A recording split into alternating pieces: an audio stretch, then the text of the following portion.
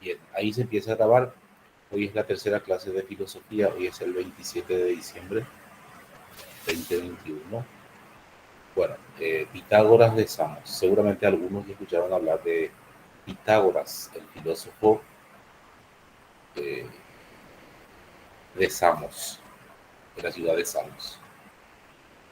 Bueno, Pitágoras de Samos, entonces, estos son los títulos que se van a desarrollar, elementos primitivos del pitagorismo.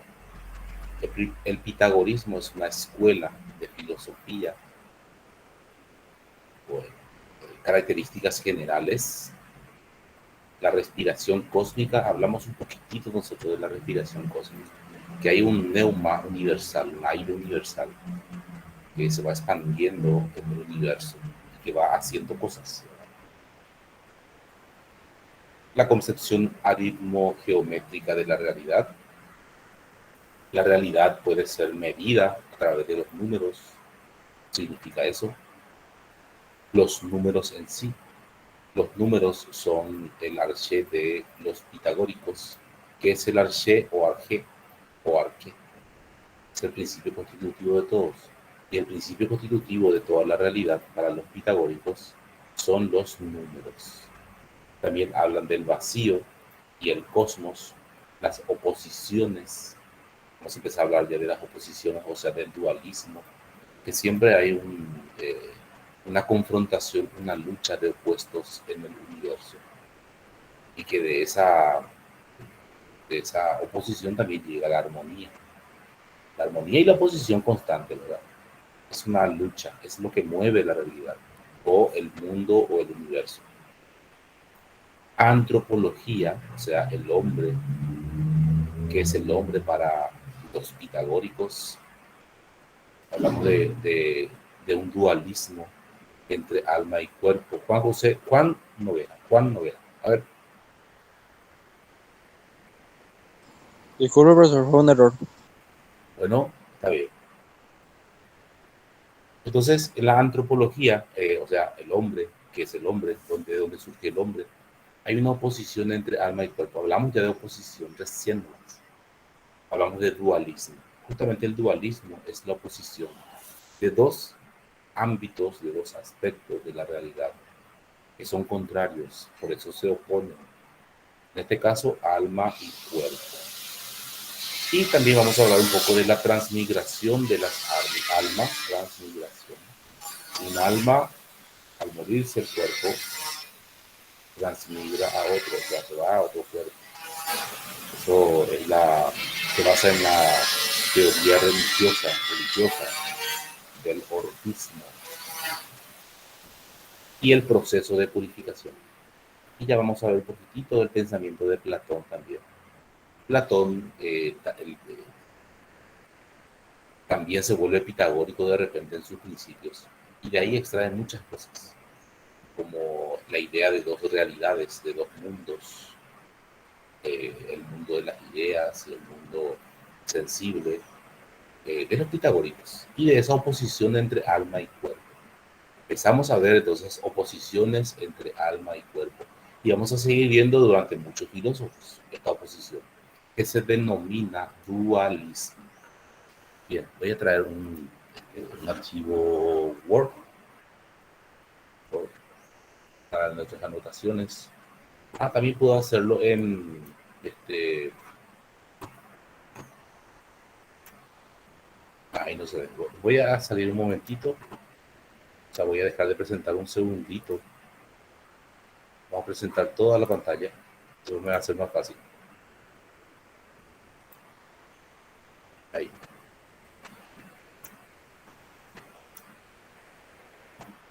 Voy a Drive. Documentos nuevos. Ahí está. Voy a ampliar un poquitito el tamaño de la letra. Esto es como una ayuda, memoria. Es como anotaciones que ustedes también pueden hacer. Ahí no se ve bien. Ahí. Yo nombré el término dualismo. ¿Qué es el dualismo? Es dos posturas contrarias que cohabitan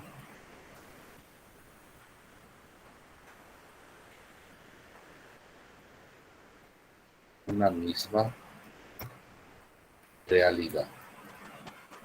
Voy a poner como ejemplo la oposición en el hombre, ¿verdad? El hombre es una sola realidad.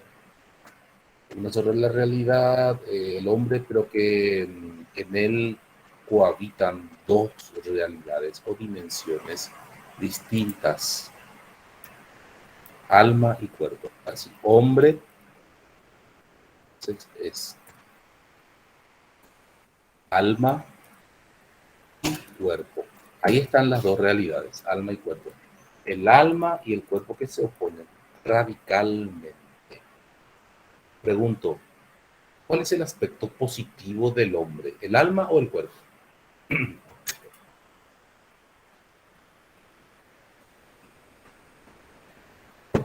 A ver, ¿qué dicen? El cuerpo, ¿El cuerpo es lo positivo o lo negativo? desde mi punto de vista, sería positivo. Ah, ya, ya. No, sí, Es el bueno, alma. es el alma. Sí, mira, te cuento, creo que fue Lady, es el alma, es el alma. Bueno, vos podés decir, vos ahora podés decir el cuerpo, yo también puedo decir el cuerpo, pero antiguamente se decía que era el alma. Incluso para la religión cristiana es el alma o el espíritu, sí. Y el cuerpo todo lo pecaminoso. Por eso es que se suele decir, no te dejes guiar por los placeres del cuerpo, los placeres corporales, tenés que abstenerte. Lady Bernal, a ver, Lady,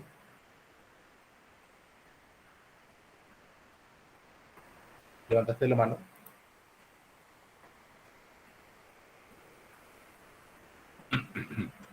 Bueno, entonces toda esa carga y esa responsabilidad está en el alma racional que debe guiar al cuerpo, más o menos así, en la teoría platónica y también en el cristianismo o para el cristianismo.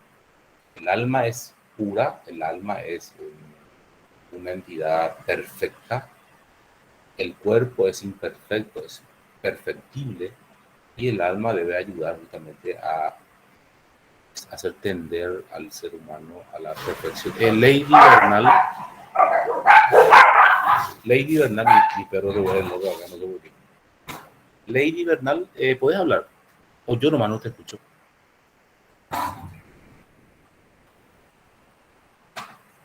Lorena Álvarez.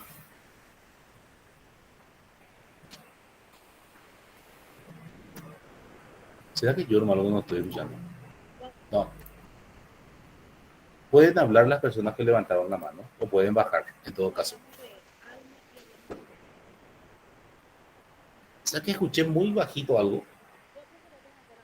Lorena Álvarez. Mi pregunta es, cuando estamos hablando de alma y de espíritu, ¿estamos hablando de la misma cosa o estamos hablando de cosas distintas, profe? Sí, muy buena pregunta. En este caso, estamos hablando de lo mismo. Para Platón, el alma y el espíritu eran lo mismo. Y también para los pitagóricos. Pero, si vamos a hablar estrictamente entre alma y cuerpo, hay una gran diferencia. Perdón, entre alma y espíritu hay diferencias. Sí. Pero en este caso, ellos toman como lo mismo, sinónimo. En este caso, sí, tienes razón. Aclarando, ¿eh? Aclarando. Y gracias por tu intervención. Bueno. Entonces, oposición entre alma y cuerpo. Pero no vamos a decir que solamente hay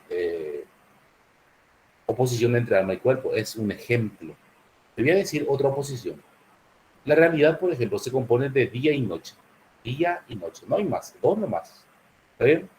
La moral se basa o la ética se basa en el bien y el mal. Dos realidades. A ver, día, noche, Olimpia, Cerro, por ejemplo, ¿verdad? Discúlpenme los de Guaraní porque ahí sí están. Bueno, hay dos realidades nomás, ¿verdad? Olimpia Cerro. ¿Qué más? Puede ser, no me viene otro color, blanco, negro, la oposición radical. día, noche, bien o mal, y otras oposiciones. A esto le llamamos dualismos, par de opuestos también le ponemos. Par de opuestos. Acá voy a escribir eso. Entonces, ellos sostienen que el universo está compuesto de pares de opuestos. Varón y mujer, ahora ya me vino otra idea. Varón y mujer. O sea, son oposiciones que se complementan, podemos decir, ¿verdad? Creo que ni siquiera eso podemos decir en el ámbito o en el lenguaje platónico. ¿Por qué ya hablo de Platón? Porque Platón y los pitagóricos son muy similares. Platón estudió a los pitagóricos. Bueno, yo decía que los pitagóricos se componían en una escuela. Sí. ¿Dónde está mi diapositiva? No hay diapositiva, era texto directo. Estaba leyendo nada más los títulos. Antropología, relación entre alma y cuerpo, la transmigración de las almas y el proceso de purificación. O sea que el ser humano tenía que pasar por un proceso de purificación físico. Yo decía que el cuerpo tenía que purificarse y debería de purificar realmente, ¿verdad? A través de ciertos qué sé yo, ritos o abstinencias, por decirlo. No podía consumir ciertos tipos de alimentos y otros. Este es Pitágoras de Samos, entonces. Aquí está. Hijo de Netarco. Pitágoras nació en Samos en el año 571 al 70 aproximadamente. Fue a Italia en el 532 al 531 y murió en el año 497-96. Ven cómo va descendiendo los años, porque estamos hablando antes de Cristo. Siempre. Si es que no entendemos esa parte, vamos a pedirle al profesor Vicente que nos explique un poquitito más la línea de tiempo, si es que no entendemos bien. Bueno, se dice que fue discípulo de Prescides, de Ciro, y de Anaximandro de Mileto, ¿se acuerdan? Y que viajó por Egipto y por los países de Oriente. Elementos primitivos del pitagorismo. O sea, elementos primitivos hablamos de los, prácticamente el principio de su doctrina y también el principio de la realidad toda. La doctrina de los pitagóricos tenía esencialmente un carácter religioso. Ellos eran como una secta, como una religión muy fuerte, el orfismo, que creían, por ejemplo, en la purificación de las almas y en la transmigración de las almas. Es como que va pasando de cuerpo en cuerpo, el alma cuando muere nace en otro cuerpo.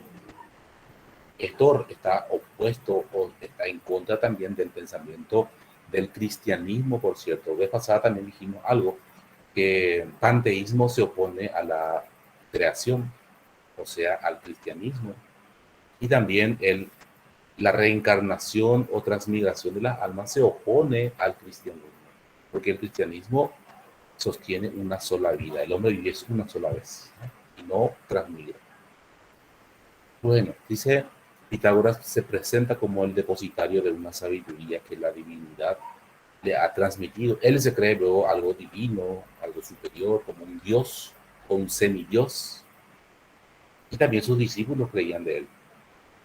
Era difícil llegar a Pitágoras. ¿Por qué? Porque era para poder tener contacto con los más grandes representantes de esa escuela, no debía de ascender, y uno asciende a través de la disciplina. O sea, había otras categorías de discípulos. Era como una secta, o sea, era una secta religiosa. A esta sabiduría sus discípulos no podían aportar ninguna modificación, claro, solamente debían de captar, salvo que sean discípulos muy antiguos y que ya tuvieran participación en la toma de decisiones con el maestro. Dice, estaban además obligados a mantener el secreto. ¿Sí? Era totalmente esotérico, no podían develar lo que pasaba adentro. Y a medida que uno se comprometía, entonces más obligado estaba a mantener el secreto. Y por eso la escuela se envolvía en misterios y en símbolos que velaban ante los profanos el significado de su doctrina. No se sabía bien lo que ocurría. Características generales. La escuela de Pitágoras fue una asociación religiosa y política, otra vez ahí. Otra vez la política, ¿verdad? Sí, así mismo. Además de filosófica, religiosa y política. Ellos tenían también intenciones políticas de gobernar, de alcanzar el poder. Parece que la admisión en la sociedad estuvo subordinada a pruebas rigurosas y a la observancia de un silencio de varios años. Era necesario abstenerse de ciertos alimentos, yo decía hace rato eso. Por ejemplo, no podían comer carne. O habas. ¿Qué son las habas?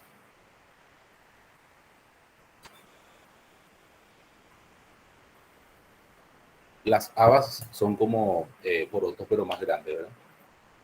Un tipo de legumbre que no podían comer tampoco. Y observar el celibato. Además, en los grados más altos de los pitagóricos vivían en completa comunidad de bienes. Un socialismo al alto nivel.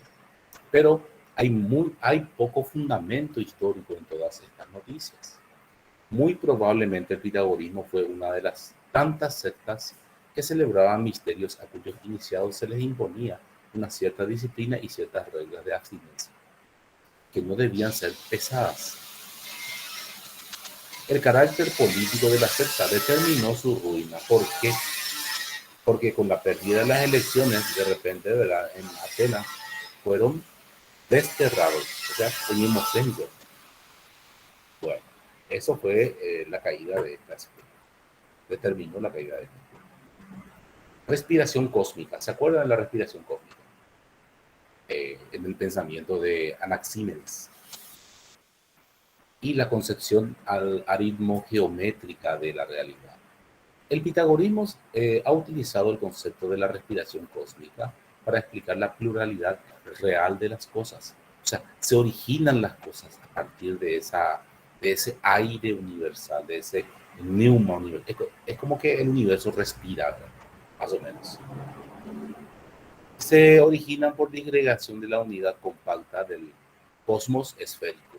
Ellos hablan mucho de la perfección e imperfección. El uno como algo perfecto del cual proviene todo, o sea, del uno, de la unidad, del número. Dice, mediante la penetración del vacío o no ser. Ahí ya empezamos con algunas ambigüedades. El vacío, no ser, con el ser. El ser, el uno, que se opone al no ser, o sea, el vacío, que se lanza, que se proyecta y crea el dos. El dos como algo agregado, que va sumando. Y va oponiéndose a la unidad y la va haciendo más. No es tan comprensible y lógico ese pensamiento, les cuento. No querramos encontrar una explicación así bastante racional en los pitagóricos, a pesar de que ellos se basaban en números, ¿verdad? Que aparentemente son las entidades más perfectas que existen para muchos. Bueno, utilizan los números como esencia de las cosas. El número como esencia de las cosas. O sea que la realidad está compuesta de números. Sí, eso mismo. Tengo un ejemplo por aquí. Bueno, vamos a buscar enseguida.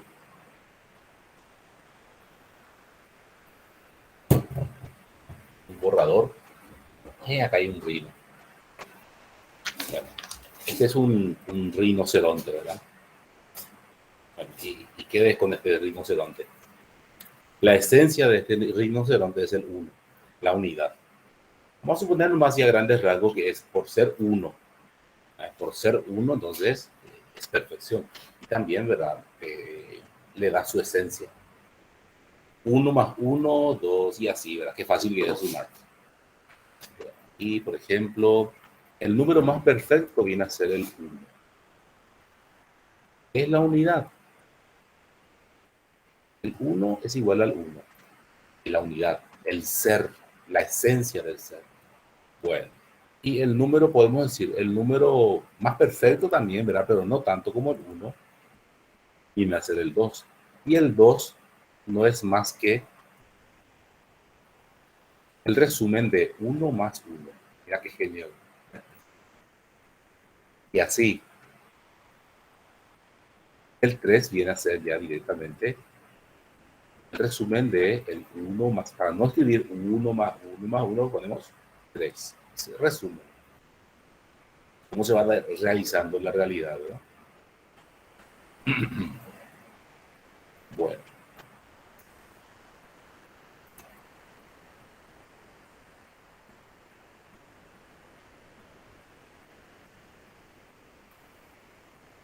Utilizan los números como esencia de las cosas, lo cual constituye el origen del primer intento de la física matemática de explicar justamente la realidad y de reducir la realidad, dice, en cuanto a su cantidad. El rinoceronte 1, dos rinocerontes, bueno, el número 2. Se resume, se condensa, o como dice ahí, se reduce la realidad a los números, a su realidad esencial. Hasta la música se puede medir. Mira vos, ¿sí? La música se mide a través de sus armonías, de sus notas.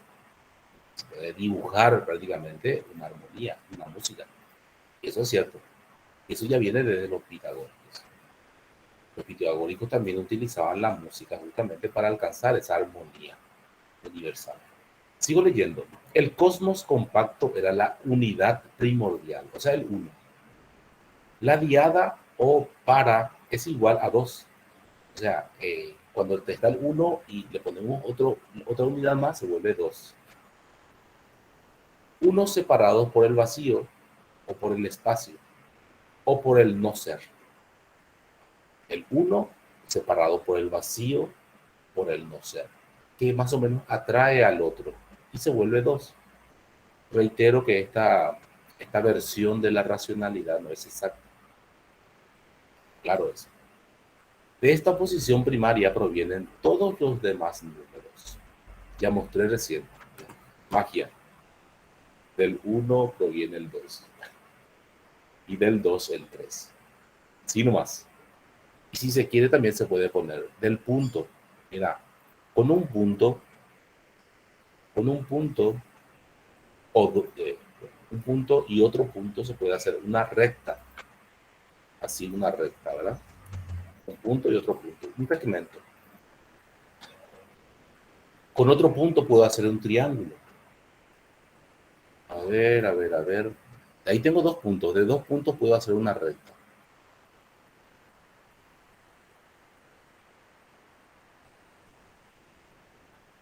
No suelo usar mucho líneas. Líneas. Ah, no, ese es gráficos. Línea horizontal. A ver, insertar imagen, tabla. Dibujo, puede ser.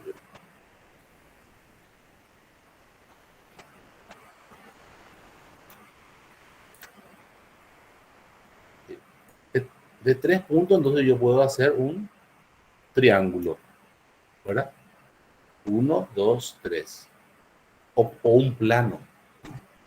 Y ya puedo hallar el área. ¿Sí?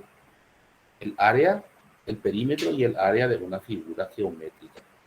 Se van formando las cosas. Un punto, una recta, una superficie. ¿Qué más? También, con otro punto, mira, si yo le pongo otro punto acá en el centro, no voy a poder, creo, porque no trae 3D. Me imagino que no trae 3D. No voy a poder. Vamos a ver.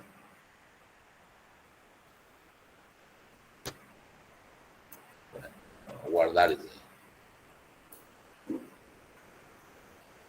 Insertar. Dibujo nuevo. No creo que traiga 3D.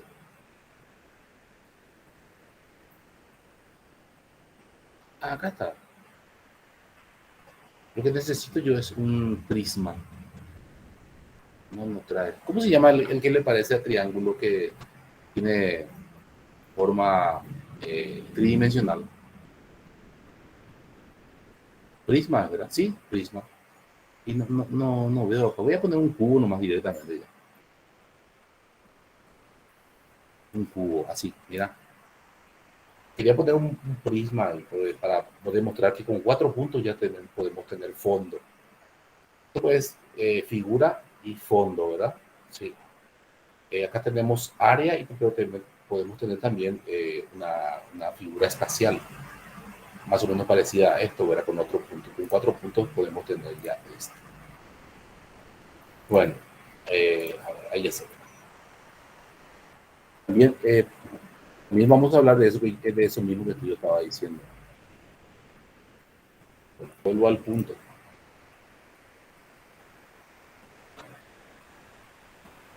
El cosmos compacto era la unidad primordial, la diada es igual a 2.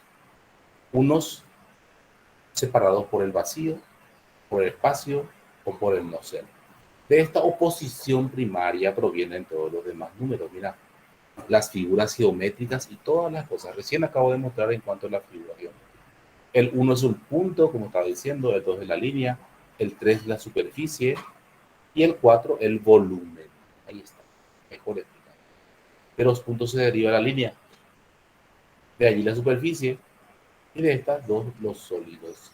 De los sólidos, los demás elementos. Así como acabo de mostrar o demostrar los números. La doctrina fundamental de los pitagóricos consiste en que la sustancia de las cosas es el número. La esencia de las cosas es el número. Substancia, lo que está debajo de la esencia, es el número. Según Aristóteles, los pitagóricos, que habían sido los primeros que hicieron progresar la matemática, creyeron que los principios de la matemática fuesen los principios de todas las cosas. Estaban convencidos. Y puesto que los principios de las matemáticas son los números, les pareció ver en estos, más que en el fuego de Heráclito, o en la tierra, o en el aire de Anaxímenes, muchas semejanzas con las cosas que son o que devienen de ella.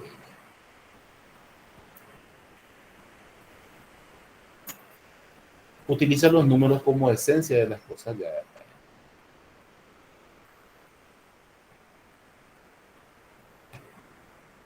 Y se repite.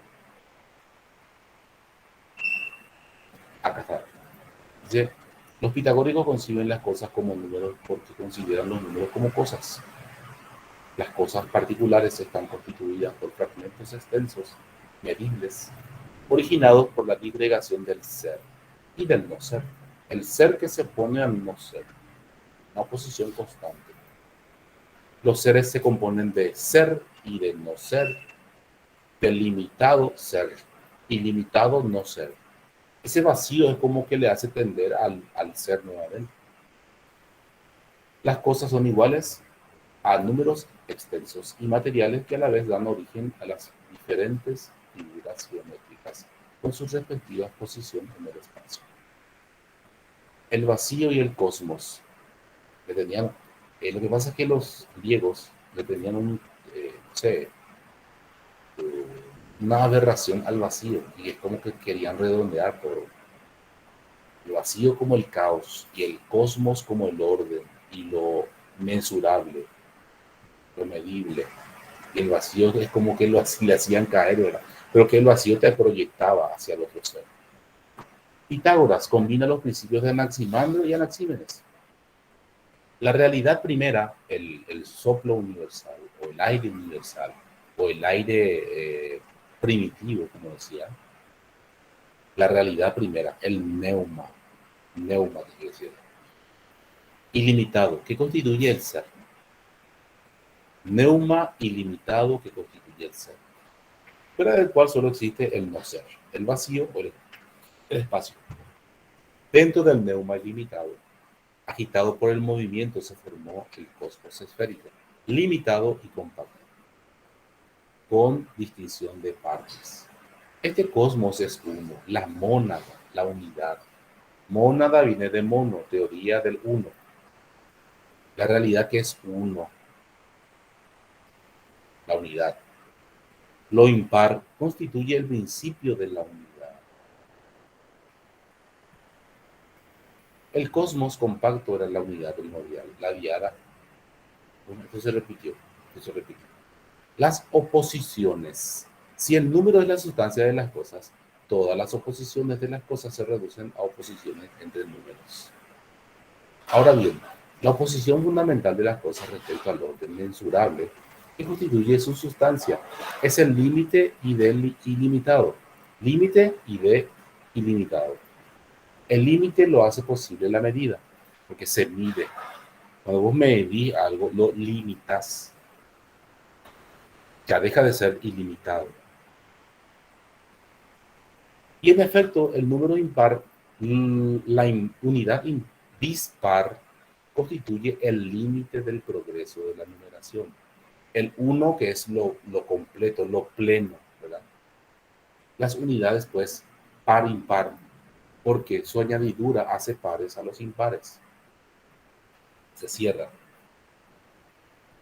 A la oposición de los impares y de los pares corresponde otras 9 oposiciones fundamentales. Dice la primera oposición, límite ilimitado. Impar, par. Unidad, multiplicidad. 1, unidad. Multiplicidad, 2. Derecha, izquierda. Macho, hembra. Mira, otro que me faltaba. Quietud, movimiento. Recta, curva. Luz, tinieblas. Bien, mal. Cuadrado, rectángulo. Y a pesar de esas oposiciones de contrarios. Sí, un momentito, un momentito. Vuelvo en segunditos.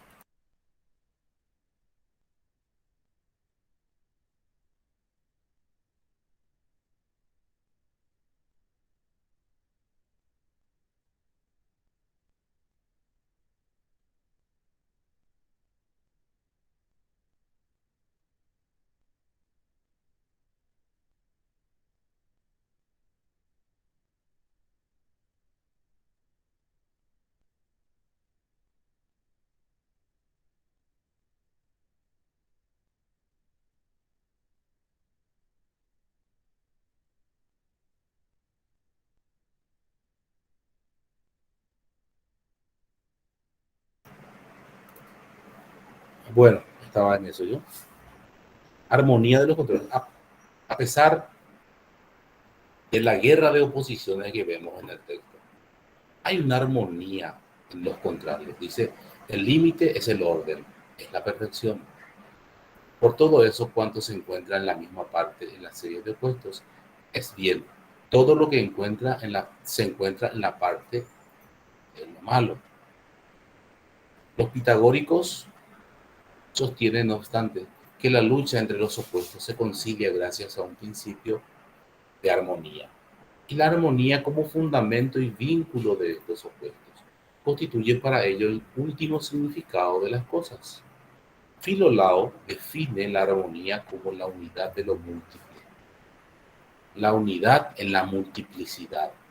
Ahí está la armonía. Y la concordia de lo discordante. La concordia, o sea, la armonía otra vez en lo que es justamente la oposición o la discordia, lo discordante. Hay una armonía. Como en todo hay la oposición de elementos, en todo también hay armonía. E igualmente, bien se puede decir que todo es número y que todo es armonía. Siempre encontramos esa armonía. Hay muchas formas de encontrarse con esa armonía. Yo cité ya un ejemplo, la música. Bueno, a ver, cuando puedes armonizar una música. Cuando una música suena mal, suena mal. Pero de repente cuando alguien empieza a tener, cuando se empieza a ejecutar bien un instrumento o cuando se empieza a cantar bien, ¿no?, una música, ¿verdad? De acuerdo al tono o a la nota, suena bien, entonces hay armonía. Bueno, porque cualquier número es una armonía de lo impar y de lo par. La naturaleza de la armonía es pues revelada por la música. Puede decir.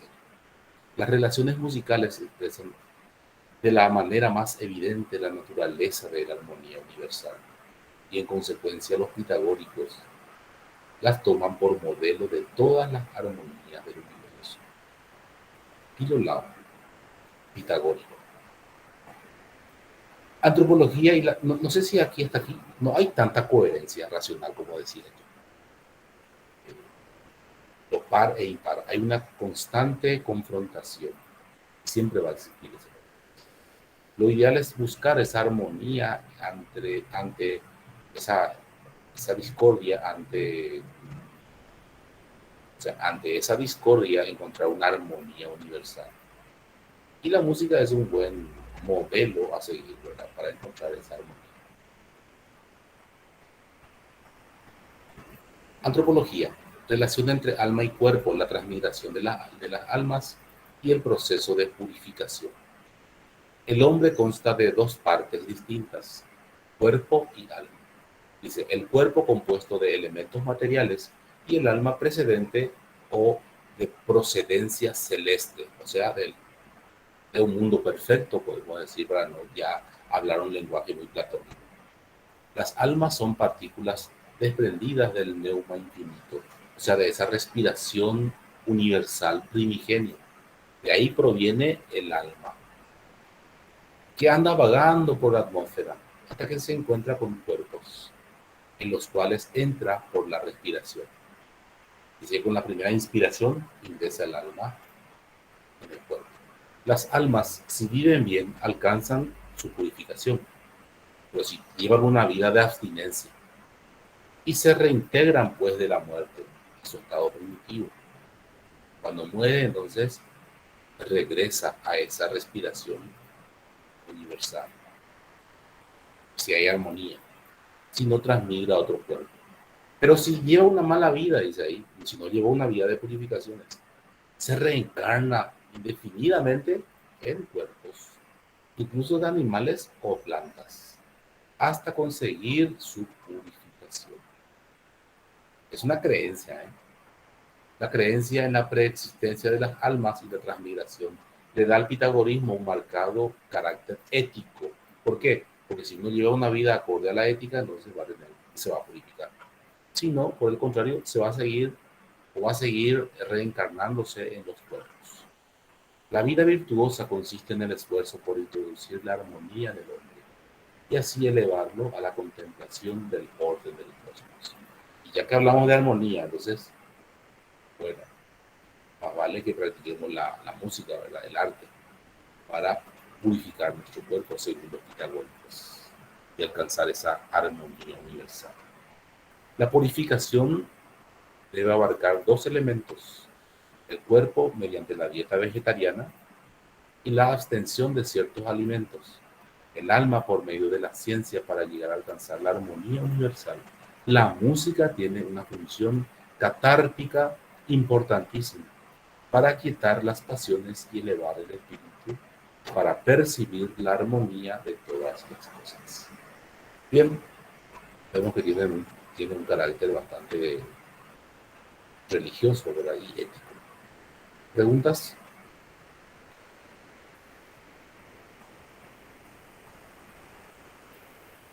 Bueno, ahí podemos decir que de Pitágoras también, y eso hay que anotar entre líneas, que se basó este, en el orfismo. Orfismo, justamente en la religión, podemos decir, creencia religiosa, basada en la reencarnación o transmigración de las almas. Es muy importante, ¿por qué? Porque Platón también se basó en esta teoría pitagórica. Bueno, ¿qué más? Pitágoras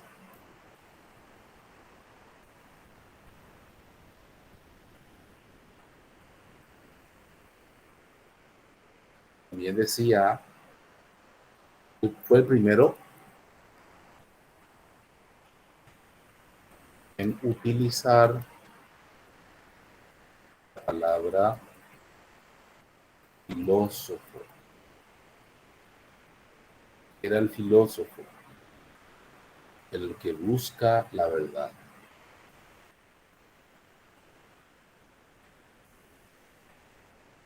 busca afanosamente la verdad. Esto a modo de tener en cuenta, de repente también puede aparecer en el examen. ¿Quién fue el filósofo que utilizó por primera vez la palabra filósofo? No filosofía, filósofo.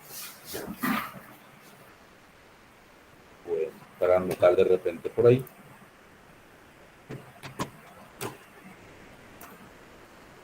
Y pasamos a Heráclito de Éfeso. Ahí está. El oscuro. El oscuro. Se le decía el oscuro. Heráclito de Éfeso perteneció a una familia noble de su ciudad. Fue contemporáneo de Parménides y como él floreció en el año 504, más o menos, 1 antes de Cristo. Es autor de una obra en prosa que fue después conocida como con el acostumbrado título de Acerca de la naturaleza. Por cierto, con respecto a lo que escribió Pitágoras, no se sabe exactamente si fue él o sus discípulos. Hay libros hasta hoy en día de Pitágoras, pero no se sabe si los libros fueron escritos por él o sus discípulos, ya que era una secta muy cerrada. No así de Heráclito, ¿verdad? Que se tiene todavía sus obras, o retazos de sus obras. Dice ahí aforismos. Dice, es autor de una obra en prosa que fue después conocida con el acostumbrado título de Acerca de la naturaleza, constituida por aforismos, o sea, afirmaciones y sentencias breves y tajantes, no siempre claras, que le valieron el sobrenombre de El Oscuro. Éfeso, la nación Éfeso, de una familia noble, fundadores de la ciudad, o sea, él es descendiente de los fundadores de la ciudad de Éfeso. Carácter altanero, misántropo, miedo al hombre mismo. Le valía más estar solo y filosofando que andar entre multitudes o muchedumbres, como decía. Melancólico, o sea, llorando, o sea, es con un carácter así bien triste, ¿verdad? Despreciaba a la plebe, admiraba el estilo de los oráculos de Delfos, escribió en jónico en un libro de prosa, el oscuro, depositado en el templo de Artemis. Pocos o muy pocos lo entendían a él. Anacoreta era totalmente una persona que vivía solo, ¿verdad? Se retiró al templo de Artemis, huyó a los montes y murió de hidropesía a los 60 años. Bueno, se sabe todo eso. Monismo, dinamismo, unidad y cambio. Aquí también hablamos de un monismo, pero también hablamos de un dualismo. Monismo, teoría de una sola realidad. Uno, unidad, cambio.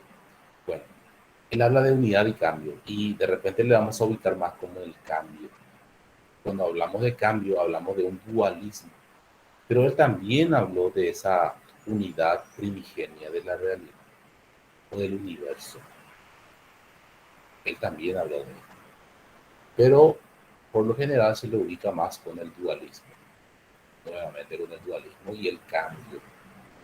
El más eminente de los presocráticos, lo que le dicen, avanza sobre los milesios por su afirmación de la unidad permanente. Impresionante.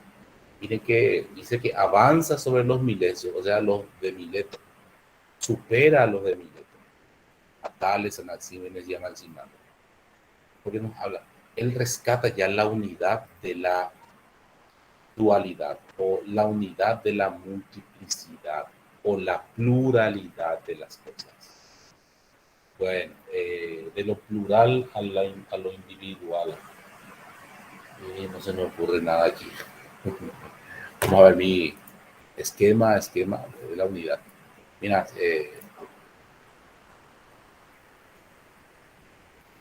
no se me ocurre. Vamos a ver un ser humano. Ser humano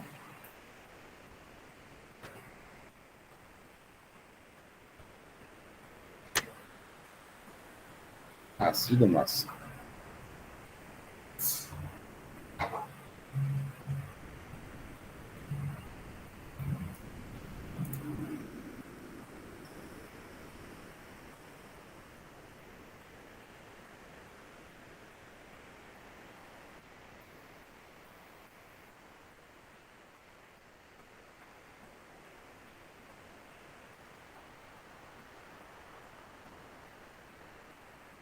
El ser humano múltiple.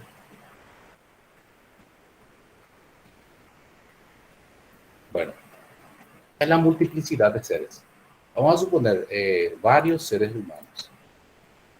Eso se entiende, ¿verdad? Ahí, varios seres humanos. ¿Qué sé yo? Varones, mujeres, personas de color, la humanidad toda, podemos decir. ¿Qué podemos rescatar de esta multiplicidad? ¿Qué dice el texto? El texto dice,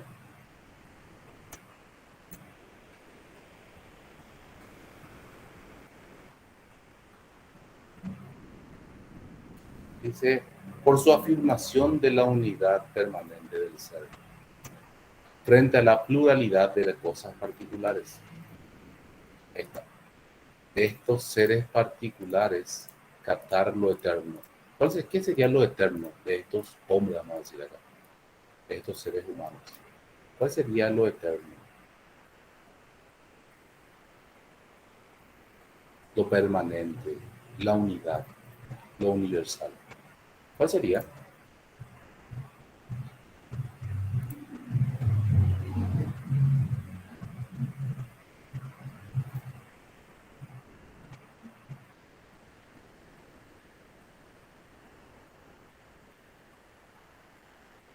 A ver, ¿ustedes me están escuchando? Sí, profesor, te escuchamos. O sea, yo no te escucho. Sí, profe. Sí, ¿Y profe. gracias. ¿Cuál es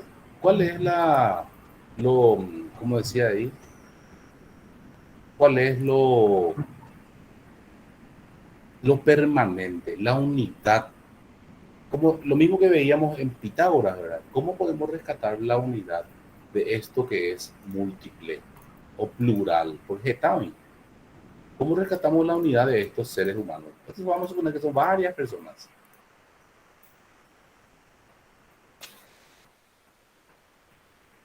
¿Cómo podría ser?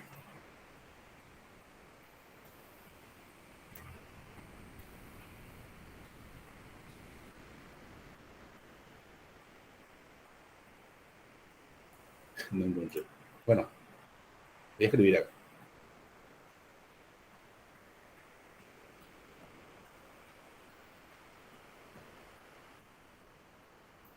Todos estos seres responden a esta idea. Ya. Cuando yo logro captar la idea por sobre todos estos seres, entonces yo capto lo universal, lo permanente, el ser que subyace en cada uno de estos seres. La idea de hombre. Esto es lo universal. También él Profe, podía, sí, a ver, para el examen podrían salirnos así ejemplos como estos, o sea, hacer dibujos. actividades o solo, no. Por ejemplo, nos dijiste rescatarlo, no me recuerdo cómo lo que era, Es lo permanente, lo exactamente. universal, la unidad, sí que permanece. ¿Y Sí, sería así o solamente los conceptos y demás? solamente los conceptos, selección múltiple. Así Ah, como les damos en los ejercitarios. Bueno, yo les doy, ¿verdad? No sé si los demás dan. Así como les doy los ejercitarios del examen, así mismo va a ser el examen de ingreso. Ese entiendo, cuestionario, entonces sin sí, actividades. Ok. sin actividades. Pero ojo, que los planteamientos son de tipo razonamiento, no son tan directos así, ¿verdad? También te puede preguntar de esta forma y responder nomás, pero con palabras, así mismo. Profe, ¿Sí? te habla Belén Ruiz. Profe, o sea, la idea a lo que esto quiere llegar, este ejemplo, es que yo veo varias imágenes, ¿verdad?, de lo que sería un ser humano, y entonces yo lo que capto al ver todo eso es el hombre, el La idea ser de hombre. humano en sí. Eso, ¿verdad? Es. Eso ya mismo. sea mujer, varón, pero es el hombre. Y si Eso. hay ahí tres perros, va a ser el animal, el perro, algo así. Así mismo. Y no Ok. solamente, sí, sí, perfecto. Y no solamente de esta multiplicidad de cosas, sino también presentándote un solo ejemplo. Mira, yo te muestro, por ejemplo, mi rinoceronte. Acá, espera, levantito. Te muestro mi rinoceronte acá, un rinoceronte. Yo puedo captar ya de uno solo, ya capto la idea, el rinoceronte, sin tener que tener varios ejemplos. Yo nada más para que se entienda más, nomás mostré varios dibujos. Yo capto lo eterno de esto cuando capto la idea directamente. El rinoceronte. O de esto, que es mi termo, ¿verdad? Yo capto la idea de este objeto cuando sé lo que es el, el termo, ¿verdad? El termo. Capto la idea. Y la idea es universal. Porque la idea no basta con esto limitado, como decía Pitágoras, sino que trasciende, porque es el ser, la idea. Por O cierto. sea que universalmente tu termo sirve para conservar la temperatura del agua o de su contenido. Entonces, vos captás al ver un objeto. Sí, ¿A eso se refiere? a eso mismo, justamente. Esto, por ejemplo, cuando vos sabes lo que es, ¿qué es esto? Un mouse. Sí, exactamente. Es un mouse, entonces directamente ya captaste el universal mouse. Que no es esto precisamente, esto puede ser algo particular. De lo particular alcanzar lo universal. Muy bien, muy bien. Estamos empezando nada más con esto, o sea, con Heráclito, que ya pensaba más o menos así. Entonces, vamos entrando en el ámbito de la metafísica. Por eso nos dice, tipos de conocimiento, tenemos las sensaciones, lo que vemos y la realidad. El perro, vamos a poner un perro, ve una silla. El perro ve una silla. ¿Sabe lo que es?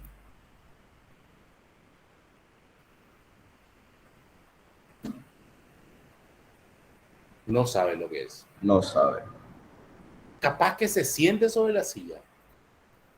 Capaz que se siente y todo, ¿verdad? Pero no es porque sepa que sirva para sentarse. Puede que haya visto a su amo sentarse en la silla y encuentre en la comodidad, sí. Pero no porque sabe que es para eso. ¿Entienden? Alcanza la sensación. Acá, por ejemplo, alcanza la sensación el perro. Ni siquiera alcanza la opinión, ¿verdad? La sensación. Pero no alcanza la razón o la verdad. ¿Por qué? ¿Para qué? Alguien creo que levantó la mano. No, ya va. Entonces tenemos dos tipos de conocimiento, las sensaciones que nos llevan a la opinión. Yo veo, por ejemplo, y veo que está nublado y digo, va a llover. Después no llueve. Porque es mi opinión nada más con la sensación, por ver, por ver. Entonces tenemos el conocimiento de la opinión y la razón.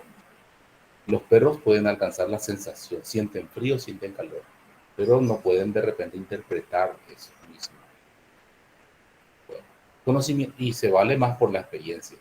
Si al gato, por ejemplo, como se suele decir, maracayá una venta con esta tarde, es por experiencia, ya no ya como a no, no es porque sepa realmente, sino porque le causó una sensación de displacer el meter la mano en el fuego, la pata en el fuego. Conocimiento racional, el sensitivo, dice acá, fuente de opinión, y es a través de las sensaciones.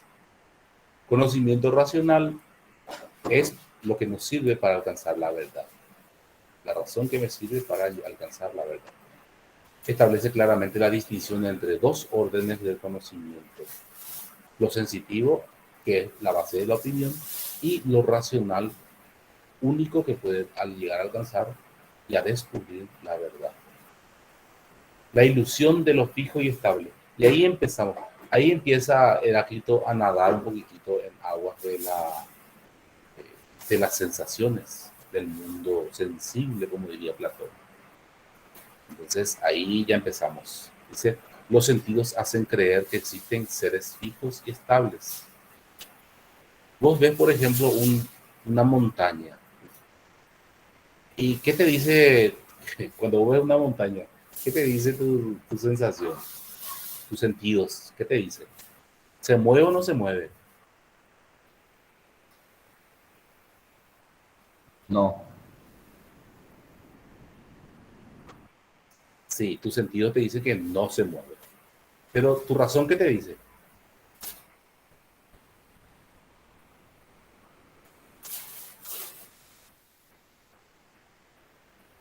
Que está quieta, que está en un lugar.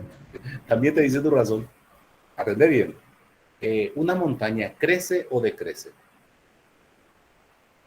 Por supuesto que no vemos cuando crece o cuando decrece, pero todo está en movimiento.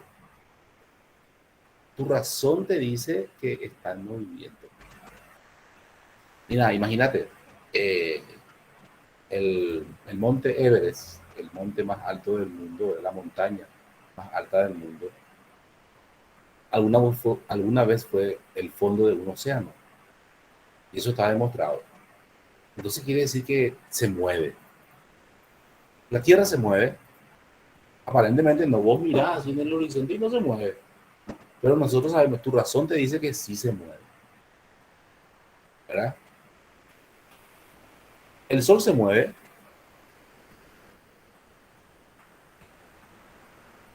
Sí. No. No, profe. No. No. Qué locura. Sí, el Sol se mueve. Tiene por lo menos 3 tipos de movimiento. La Tierra tiene como 5 tipos de movimiento. Pero el Sol tiene como 3. Voy a citar algunos. Bueno, voy a citar 3. 3 lo digo. El Sol está en constante, ebullición. Estas explosiones y explosiones dentro del Sol. Pero eso es trampa, profesor, porque nosotros hablamos de que el Sol se vaya moviendo de un lugar a otro. También. El Sol es una estrella y es la estrella más próxima a la Tierra. El Sol tiene un movimiento de expansión, de la expansión universal del Big Bang. Y otro movimiento es el movimiento de origen y fin. El Sol tuvo su origen, ¿verdad? Cuando fue una nueva estrella. Una nueva estrella, después va a ir desarrollándose, y después va a decrecer también. Y va a terminar, va a perecer también. No es que tenga vida, pero es tener vida. Porque el Sol en algún momento va a estallar o va a apagarse. ¿Entienden? Entonces, hasta el momento el Sol tiene la edad de la juventud más o menos recién, pero le faltan millones y millones de años para que culmine su ciclo de vida. No tiene vida, pero tiene un ciclo de existencia, por decir. Al igual que la Tierra. Al igual que la Tierra. Incluso el Sol va a ser más caliente aún. 3 tipos de movimiento y así ve el Sol. Y decimos todavía que no se mueve. Bueno, la Tierra tiene más movimiento, pero no viene al caso. Lo que nos quiere decir Heráclito, sin demostrarlo, que todo en este universo está en movimiento. Y que lo estable es ilusión.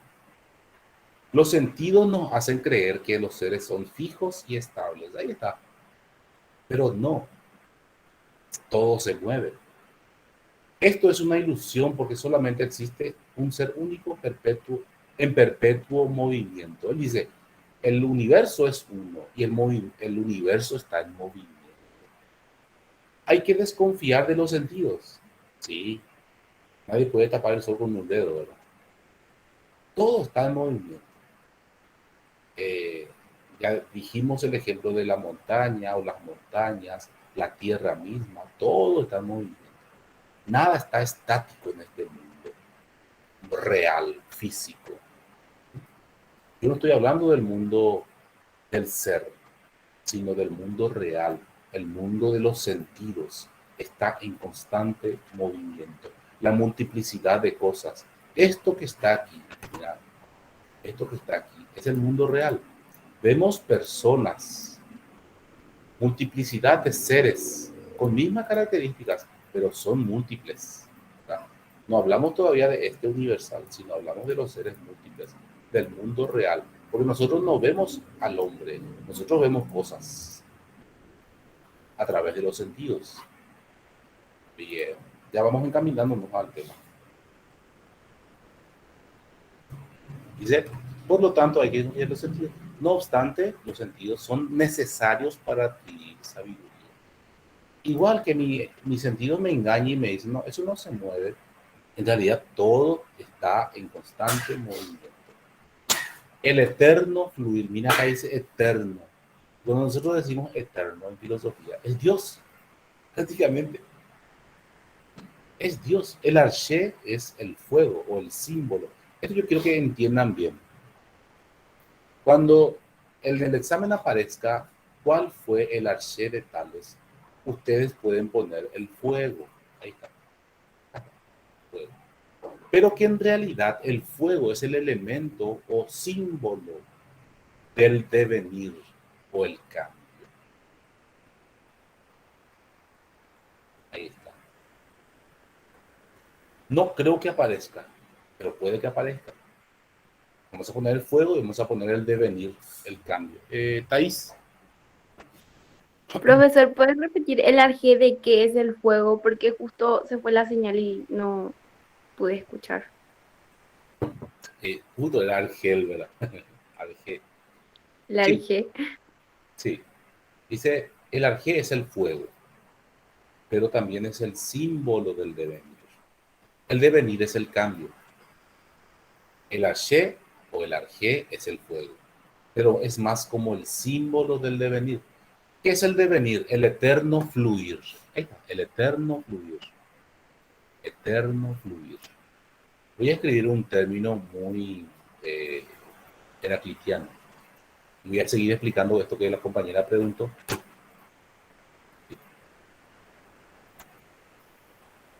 Muy de Heráclito. Dice Panta Rey. No sé si por el profesor Panta Rey, dice ahí. Sí, pero se lee Panta Rey. Ya. Viene del vocablo griego pan, que significa, usted ya sabe. Pan, ¿qué significa? A ver, olvidaron. Panteísmo, ¿se acuerdan?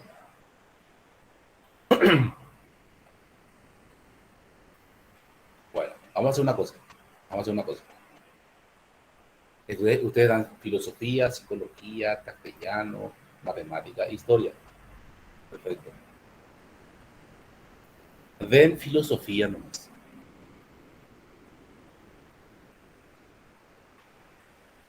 Filosofía nomás lean. No lean historia ni psicología. Lean filosofía.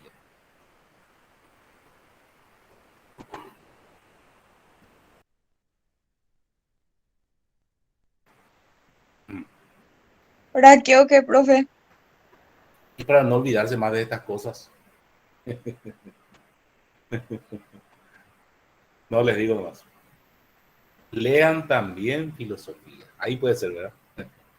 Bueno, es que se olvidan, pues, pan. ¿Qué significa pan? De panteísmo. Todo. ¿Cuántas veces que ustedes dijeron pandemia, pandemia? Todos los días pronuncia la palabra pandemia. Pan, todo. Vemos pueblo. Es una enfermedad que la abarca a la totalidad de las personas o a la totalidad regional de la humanidad. Todo. Rea, rey, rea, fluir.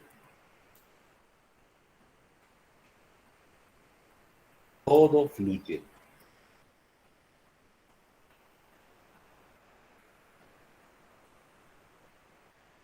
Todo, nada queda.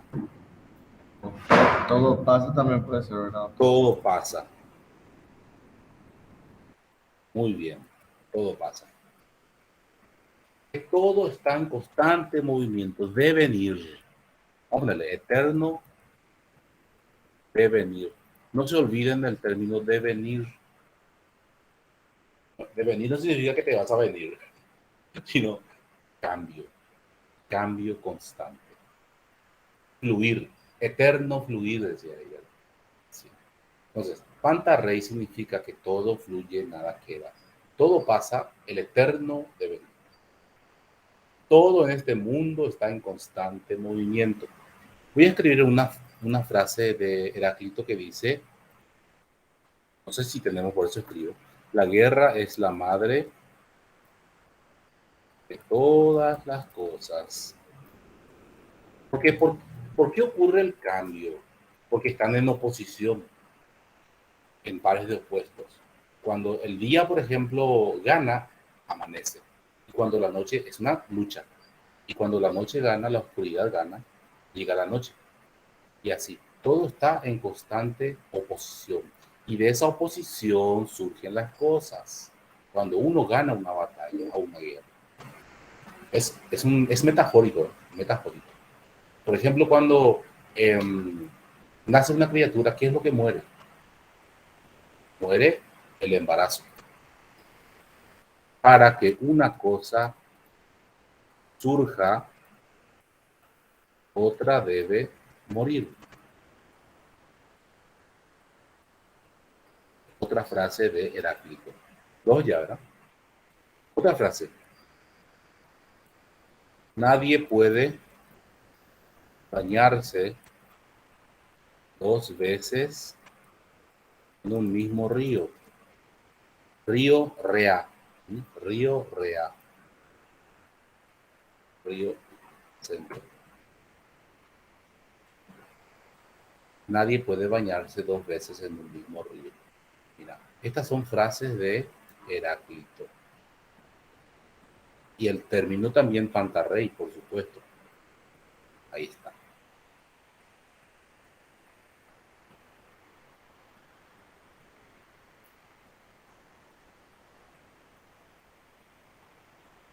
Todo cambia y se está haciendo siempre.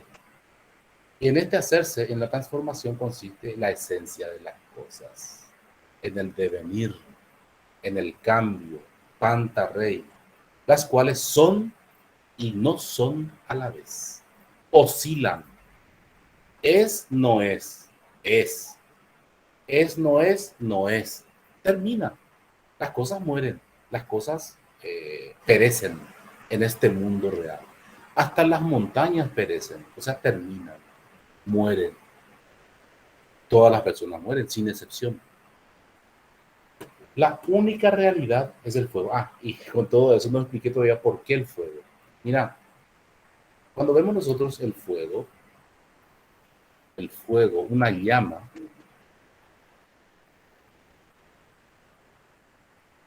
ahí está, el infierno. Las llamas están en constante movimiento, ¿verdad? Como un movimiento irracional, se mueve así, de repente crece, disminuye, y ahí está en una lucha. Por eso es el símbolo del devenir, el fuego. Estoy explicando ahora eso, ¿eh? Estoy explicando. Bueno, entonces, por eso el fuego se considera el símbolo del devenir, el fuego. El símbolo del devenir. Mejor aún, ¿verdad? Y acá está Heráclito. Y acá su cara, ¿eh? Diabólico. Y acá también está, Heráclito. Bueno, es el símbolo del devenir entonces de su pensamiento. De su arche. O de su arche.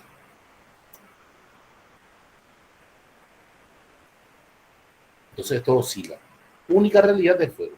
En perpetua mutación o cambio, captado por los sentidos. Este mundo es el mismo para todos y no ha sido creado por ninguno de los dioses ni de los hombres, sino que fue siempre, es y será el fuego eternamente vivo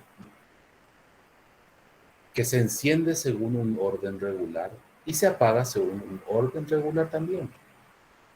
Así que el cambio es un salir del fuego y un retorno al mismo.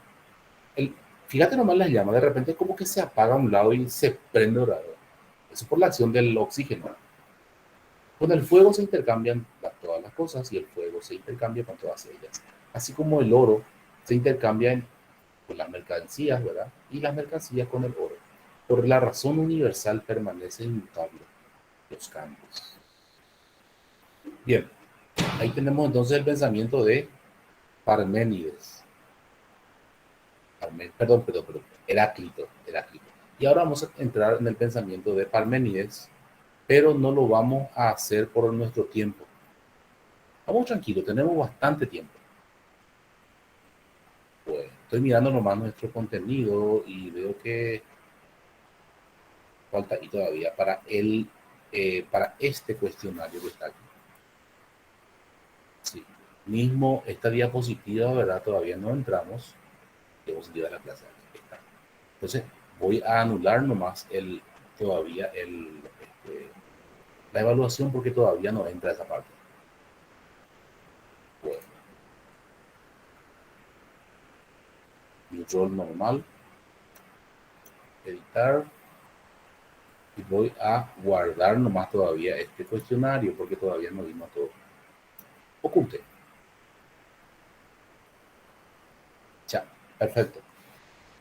¿Alguna pregunta? Pueden seguir leyendo ustedes después de la clase sin ningún problema. Thais Quintana levantó la mano, no sé qué hora fue quien levantó la mano, o si puede hace rato. Perdón, profesor, no me olvidé, no me voy a bajar la mano. Dale, no hay problema, no hay problema. ¿Preguntas hasta ahí? Dejo de grabar. ¿Por qué ya detengo la grabación? Profesor, demasiado poco avanzamos. No se apure, no se apure. Vamos con buen ritmo todavía, ¿verdad? Y encima que nos quitaron una unidad del programa, por suerte, ¿verdad? Que es lógica. Entonces, menos contenido vamos a desarrollar este año. Por suerte.